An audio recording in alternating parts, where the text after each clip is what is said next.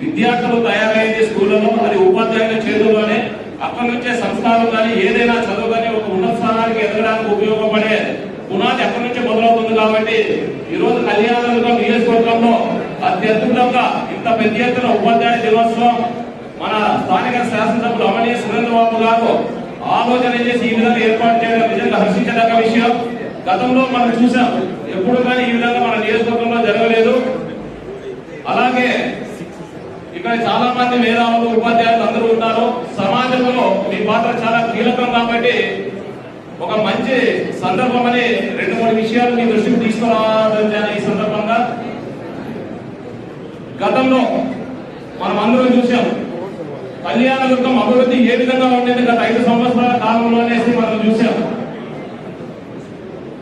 కళ్యాణదుర్గం నడి రోడ్లో ఉన్నటువంటి డ్రైనేజీలు కావచ్చు, గాంధీ చౌక్ నుంచి మనం ఎప్పుడైనా సరే ట్రైన్ బ్లాక్ అయితే ఏ విధంగా రోడ్డు పైన బాగా నడవడానికి కానీ బైక్ లో పోయే వాళ్ళని ఎంత ఇబ్బంది పడుతున్నామో మనం గమనించాం. ఆ రోజు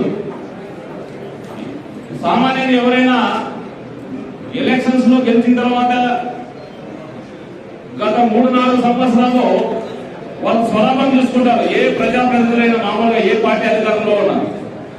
కానీ కళ్యాణదుర్గంలో మన సురేంద్రబాబు గారు వచ్చిన తర్వాత మొదటి రోజు నుంచి మీరు గమనిస్తున్నారు, ఎక్కడ అవకాశం ఉంటే అక్కడ అభివృద్ధి చేయాలనే లక్ష్యంతో కళ్యాణదుర్గం మున్సిపాలిటీలో శాశ్వత డ్రైనేజీ పరిష్కారం కోసం పెద్ద ఎత్తున ఈరోజు చూస్తున్నారు మీరంతా.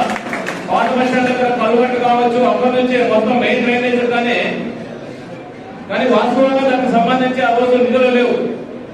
ఎలక్షన్స్ ముందర హడావిడిగా కేవలం ఏదో అభివృద్ధి చేయాలా మున్సిపాలిటీలోనే, ఎటువంటి రోడ్డు విస్తరణ జరగకుండా కొంచెం పెండింగ్ ఉన్నా కేవలం రోడ్లోకి వేసుకొని వెళ్ళిపోయినారు.